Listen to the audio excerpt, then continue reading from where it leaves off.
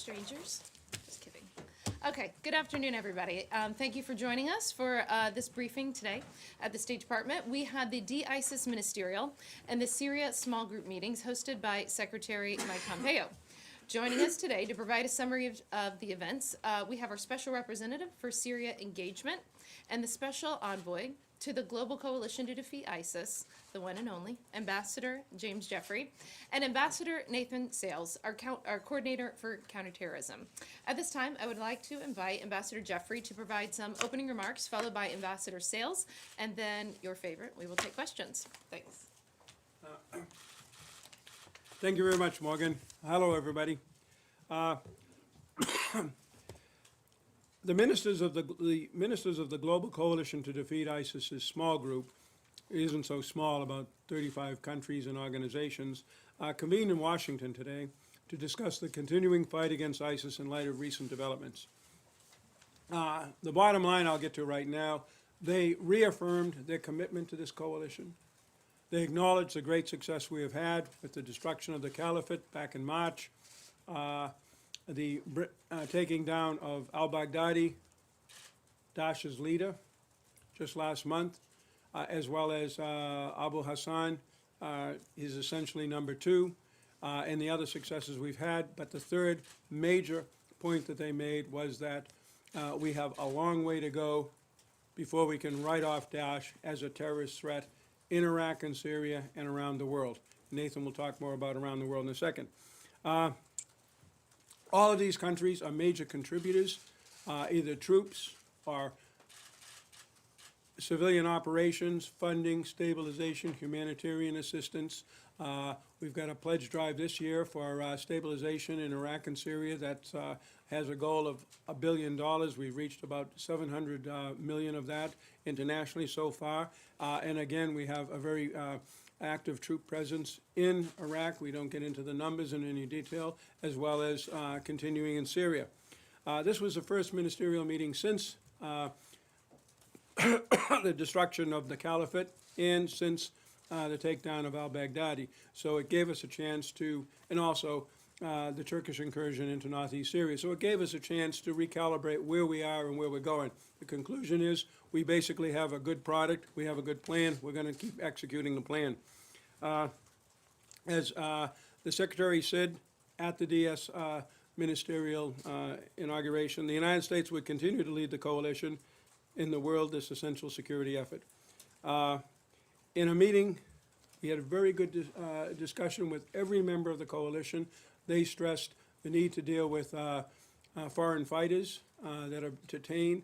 There was some difference of opinion on whether they should be repatriated or whether that should be something that countries are still going to look at and think about in more detail. But nonetheless, that is acknowledged as a significant problem, particularly if the situation in the Northeast were to become more complex or more insecure. We also had, hosted by the Secretary, a meeting of what we call the Syria Small Group. This focuses on the larger issues of Syria, including the political process under UN Security Council Resolution 2254. It's the UK, Germany, France, the United States, Saudi Arabia, Jordan, and Egypt. And there we talked about the Constitutional Committee being set up and how we can exploit that to pursue a non-military compromise solution to the morass of problems and dangers that Syria is generating for the entire international community. Okay, what I would like to do now is to turn this over to Ambassador Sales. Again, we'll be happy to answer your questions in a bit. Thanks, Ambassador Jeffrey, and thanks to everyone for being here this afternoon. Today we held important discussions with our partners in the de-ISIS coalition about the current state of the fight against ISIS in Syria and Iraq, and also around the world. The United States is unwavering in our commitment to the global coalition to defeat ISIS, as well as to our partners who have joined us in this essential fight. As Jim noted, we celebrate our extraordinary success in the complete destruction of the so-called caliphate in Syria and Iraq and the elimination of its leader, Abu Bakr al-Baghdadi, millions of people have been liberated from ISIS's brutal rule. We also recognize the need to maintain pressure on ISIS branches and networks across the globe. The false caliphate is gone, but the global threat from ISIS remains. One point that the President has consistently made, and that I reiterated with our partners today, is that countries have an obligation to take back their citizens and prosecute them for crimes they've committed. We also encourage them to rehabilitate and reintegrate those who haven't committed crimes, particularly young children. No one should expect the United States or anyone else to solve this problem for them. We all have a shared responsibility to ensure that ISIS fighters are never able to return to the battlefield and to prevent ISIS from radicalizing or inspiring a next generation of terrorists. Today, the situation with FTFs in Syria may seem relatively stable, but it's Syria. We all know that things can change in the blink of an eye. We think there should be a sense of urgency to repatriate now while we still can. We encourage countries to work directly on repatriation with the SDF, which has made great sacrifices to keep fighters off the battlefield and to hold them securely and humanely. The United States has helped facilitate repatriations in the past and will give full consideration to any future requests for support on repatriations as well. A second point we discussed with our coalition partners was the need to maintain and intensify pressure on ISIS branches and networks outside the core. In this phase of our fight, we need to complement our military capabilities with civilian counterterrorism tools, including law enforcement, border security, information sharing, sanctions, and counter-messaging. Toward that end, we are working to organize a coalition meeting in early 2020 that will focus on the ISIS threat in West Africa and the Sahel.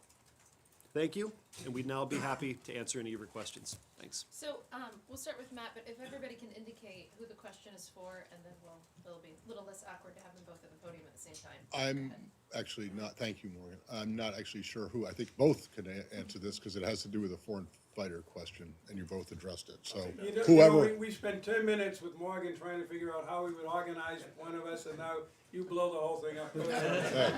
You know, I'll be first, the battle Matt. plan Yeah. lasts until first contact will be ended, right? I'm just curious, in the broad sense, did any country absolutely refuse, say, we're not gonna do this? Or did any country say, okay, we'll do it? Or is everyone in the coalition still kind of like we're considering this? Do they agree that it's an idea that you said that the US and they have to solve it, everyone's gotta solve this problem and you do that?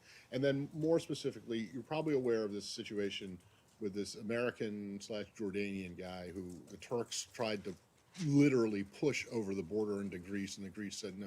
Well, apparently yesterday today the Turks are saying that you guys have agreed to take him. It's not clear to me if this guy is an ISIS fighter, but is this case part of the broader repatriation scheme? Well, thanks for the questions, Matt. Let me take a first stab at those.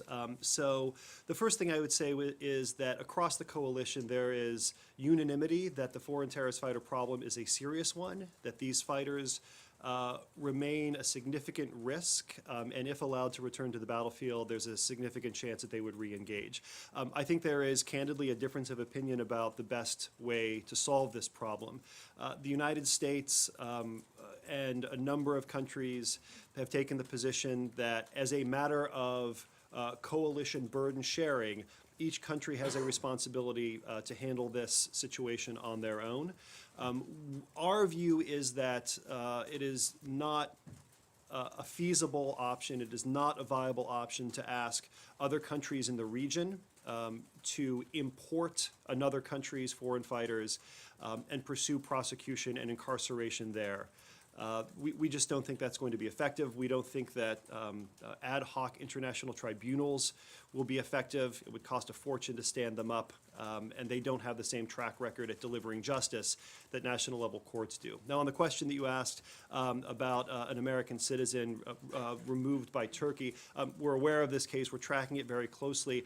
We are limited in what we can say publicly about this because of federal privacy law, so I can't go into details, but we're working closely with the Turks and the Greeks and tracking this case. Thanks. Christina? Hi, Sorry, same for Matt, whoever wants to take it, you guys can fight it out. I know, we're the worst, I'm sorry.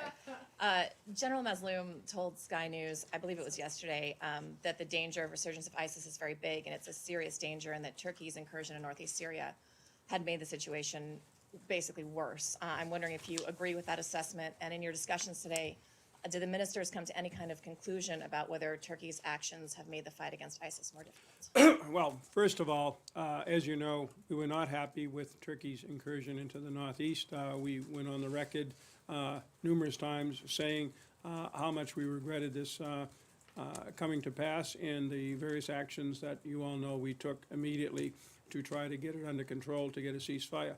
But that's not the only thing that's changed in the Northeast. We're very unhappy about the introduction of Syrian forces, Russian troops into the region, and we're very concerned, as is General Mazloum, about the rise of ISIS. All of these issues were discussed in great detail among all of the members of the coalition this morning. The coalition decided, rather than point fingers, the important thing was to go on record. We'll be getting a communique out pretty soon that our success is threatened currently, and that what we're going to do is to close ranks, maintain unity, keep coordinating, and work together to deal with these crises, this particular crisis, but this particular situation, as we've done so many more since 2014. Thank you. Sure. Follow-up. Sorry, is the withdrawal from Kobani complete? Could you clarify? That's a question to pose to the U.S. military. Just a quick clarification, Ambassador Jeffrey. You said that they're going to put out a communique saying that our success is threatened. Were you specifically talking about these recent developments, the Russian, the Syrian presence in northeastern Syria? The beauty of diplomatic communiques is that we allow the various countries who participate in them, as well as the various observers and followers of what we do, to put their own ideas into them. I just gave you mine. I gave you a pretty comprehensive list of all of the things that we think are threatening our success in northeast Syria. Others will have their own views. Thank you. Ambassador, I'm sure you've seen stories about Russia beginning to Both of us are ambassadors, you have to be more specific. Ambassador Jeffrey, I'm sure you've seen reports that Russia has begun setting up a helicopter base in northern Syria after U.S. pulled out. How does U.S. feel about this? It's more evidence that Russia is moving into this sphere. I will have a question for you as well. Our main concern with the Russians in the northeast, as it has been all along in Syria, beyond our differences with the Russians on the overall solution to the Syrian conflict, has been the deconfliction of military operations. Our U.S. military is engaged very, very comprehensively with the Russians, both on a day-in, day-out basis and at higher levels, to ensure that military operations in close proximity do not lead to problems. As I said, the U.S. military is doing this. You can get more information from DOD, but I've been a close observer of this. We have talked at the political level many times with the Russians about these things. We have very good channels at every level, and so far we've managed to keep incidents between the American military and the Russian military to an absolute minimum, basically none. Yes, very quickly. I'm just wondering, since you've changed your Syria policy several times, like pulling out, not pulling out, leaving residual force, how do you think you will persuade all the coalition to actually step up their efforts while you seem to be stepping down some of the efforts and the visibility you have on the ground and the troops? Thank you. Well, I guess I disagree with a couple premises in your question. Our Syria policy has been consistent over the years. It is to bring about an enduring defeat of ISIS, to reduce and eliminate Iranian malign presence, and to bring about a peaceful political resolution to the conflict in line with UN Security Council resolutions. That has been our policy. That remains our policy. As far as the future of the U.S. presence in Syria, I'll defer, as Ambassador Jeffrey did, to our colleagues across the river at the Pentagon. But you will be aware of recent statements from the Secretary of Defense outlining his vision for the future and continued U.S. presence in northeastern Syria that will provide us a basis to continue to bring pressure to bear on ISIS and to advance the de-ISIS mission. Part of that de-ISIS mission is repatriation of foreign terrorist fighters, so we expect to be in a position to continue to push on that. Thanks. Saeed? Thank you. Ambassador Jeffrey, could you explain to us, this may have been explained before, why is Turkey and Russia are not part of the small Syria group? And second, could you also expand on the role of the 600 American soldiers that will remain in northern Syria? Thank you. Thank you. First of all, a clarification. The last question was actually to me, but Nathan was up there and he did a terrific job answering it. I'm glad he had it rather than Happy me. to take the heat, Jim. The only thing I would do is to add that nobody is questioning the role of the United States. Yeah, write this down. Nobody's questioning the role of the United States in the fight against ISIS after what they saw, how we smeared al-Baghdadi, and then the next day took down his, we think, designated number 2. That's putting boots on the ground, putting steel in target against Daesh. That's what we do. Nobody else can do it as well. Okay? So, Russia and Turkey are in another group, the Astana group. It actually has changed its name because Astana changed its name. We try to avoid comments on the Astana group. It is another one of the many diplomatic support activities for the UN effort to carry out UN 2254. We wish it well. As far as the 600 American forces and their missions, again, as Nathan said, Secretary Esper today, or at least yesterday in the news today, and I think 3 days ago, did a really good job laying out what their mission is. Can I ask Mr. Ambassador Sales a really quick question? Are you worried about the coalition fatigue among the 35 members? No, not at all. ISIS doesn't have fatigue. They remain committed to their malign and malicious vision, and we maintain the same focus that we have always had on destroying this group and the ideology that inspires it. Just a simple question, really, to either one of you. What actionables have come out of the meetings today? You've described that there's some dissension on how to move forward. What do you know will move forward? There was general support for our posture in the Northeast. Various countries are in, most of them are in the process of re-verifying that. Some countries are not going public with it, but to provide military, civilian, and financial support in terms of humanitarian and stabilization activities for our activities in the Northeast as well as in Iraq. There was a lot of discussion of Iraq and how that is really important. We do not want to see ISIS come back. The Iraqi foreign minister made a impassioned presentation on his country's commitment to fight Daesh and the need for the coalition to still maintain a significant military presence there.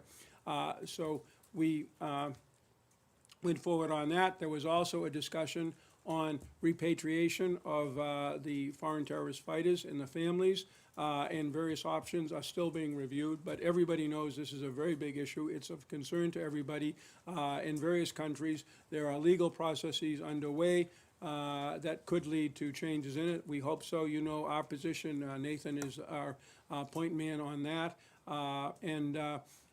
We believe that this was a very, very good session in terms of socializing all of the people present to the various concerns that would emerge if we do not maintain the momentum that we now have against ISIS under these changed circumstances. Ambassador Jeffrey, yesterday President Trump said something to the effect of, we only left troops in Syria for the oil. How do you reconcile that with what we've been hearing from DOD and state, that this is a secondary mission, that the oil belongs to the SDF? And then I have a question for Ambassador Sales. It is absolutely legitimate for the president to decide which part of a military mission, and as the commander-in-chief, remember, he sends these young men and women into combat, which part of that mission he wants to highlight. I know what he has signed off on. I've done my very best on the record and off the record to indicate what that is. I'm pretty sure that I've been more or less in sync with Secretary Esper, and we are both in sync with the president, obviously. Thank you. And then Ambassador Sales, a little bit earlier today, a judge ruled that Hoda Muthana is not a U.S. citizen, so aligning with what the State Department has said. What does state believe should happen to her and her child now? Well, we're aware of the ruling, we're looking into it. We're in consultations with the Justice Department, which obviously has taken the lead on representing the United States in litigation. Give us some time, we just got the opinion, we'll have a considered reaction to it once we have a chance to digest. Thanks. Hi, for Ambassador Jeffrey. Your deputy, Ambassador Roebuck, has warned about ethnic cleansing in northeast Syria. And yesterday, President Erdogan talked about moving 1 million Syrian refugees into the safe zone there. Kurds are concerned that Erdogan intends to create an Arab belt that would separate the Kurdish populations of Turkey and Syria. Are you doing anything to make sure that doesn't happen? Thank you. First of all, Ambassador Roebuck isn't the only one who's warned of ethnic cleansing. I believe I did it many times in my testimony before the Senate and the House now 2 weeks ago, and more behind the scenes. I was just in Ankara. I raised all of these issues, including the idea of moving people back. Here is what we got from the Turks. One, any movement of people back into northeastern Syria will be a return of people from the area, and it will be done in conjunction with the UNHCR and under the UNHCR rules of safe, dignified, and voluntary. The Turks have been in touch with the UNHCR on this. This was part of our communique that they signed up to a few hours ago. It also is cited indirectly in paragraphs 3, 4, and 7 of our October 17th communique or statement with the Turks about that area where we did the ceasefire. And I raised this repeatedly with the Turkish government when I was out there last week. The Turks also point out correctly that there is a large number, their estimate is 350,000, I don't think it's that far off, of Kurds who fled northeast Syria, some from Daesh, some, to be honest, from the YPG/PYD, and those people want to come back as well, and a Kurd is a Kurd. Let's try some people in the back. Go ahead. Secretary Pompeo said that Daesh is trying to expand its operation in Africa, particularly West Africa and the Sahel. Do you consider also Libya a target for the expansion of Daesh, and are you planning to do more in Libya to stop it? I missed the middle part of that question during the cough. Could you could you rewind, please? Yes, Secretary Pompeo said that Daesh is trying to expand in Africa, particularly West Africa and Sahel. Do you consider also Libya to be a target for the expansion of Daesh, and are you planning to do more in Libya to stop it? Yeah, we are, both in West Africa generally and North Africa as well. What is needed is a whole-of-government approach, military force where appropriate and where needed, but also boosting civilian counterterrorism capability. We've been doing a lot bilaterally. I was just in Senegal a week ago, 2 weeks ago, discussing this very issue with Senegalese counterparts. The threat to the littoral states from the potential threat from a growing ISIS presence in places like Mali and Niger and Burkina Faso. Of course, ISIS has long had a robust presence in Libya, particularly southern Libya, and I would refer you to public reports about DoD operations there. We need to integrate, and we are integrating these military lines of effort and bilateral engagements along with coalition multilateral engagements to boost the capabilities of these states on the front lines. And the only other point I would add to that is we're worried about ISIS threats in West Africa, but we're also worried about al-Qaeda-linked groups. And the tools that we are working to develop in that part of Africa are threat agnostic and will be useful against groups like al-Qaeda in Greater Sahara, as well as JNIM and other AQ affiliates as well. Thanks. Didn't you ask the president a question yesterday? Yeah? Yeah. You did? My question is Yeah, for it Ambassador It did. James There's a lot of Jeffrey. attention this week. Thank Yeah, you for speak this. up, we can't. Thank you for this opportunity. The USA will continue to support General Mazloum Kobani. Please. The U.S. isn't in the business of supporting an individual per se. We support a movement and its leadership against the SDF. This is a temporary, tactical, and transactional agreement with the very important goal of defeating ISIS. It says nothing about the future of that or any other organization inside of Syria. Our vision for the future in Syria is consistent with UN Resolution 2254, beginning with free and fair elections covering all Syrians in or outside of Syria. That's the package we put on the table for the various groups we deal with, the Syrian opposition groups in Istanbul, Cairo, and elsewhere, the SDF and other groups inside northeastern Syria, the people in Al-Tam. That is all, but that is everything that we do put on the table. Okay, I think we have time for one more. Go ahead. Thank you, Mr. Ambassador. Tuna Şanlı from Turkish Radio Television. My question is for Ambassador Jeffrey. Turkey is establishing a safe zone in northern Syria, and refugees have started to go back. As you mentioned before, 300,000 Kurds are now in Turkey, and they will also go back, and some Arab refugees will also go back voluntarily. Turkey made statements on this issue many times. And the United Nations have said that they will cooperate with Turkey on the return of refugees. Will there be a cooperation or joint mission between Turkey and the United States on the return of the refugees? There are no plans to have one per se. Again, what we have advocated with the Turks, but also with others who have held at great cost, and here I have to single out the Turks with 3.6 million Syrian refugees for having done an extraordinarily good job.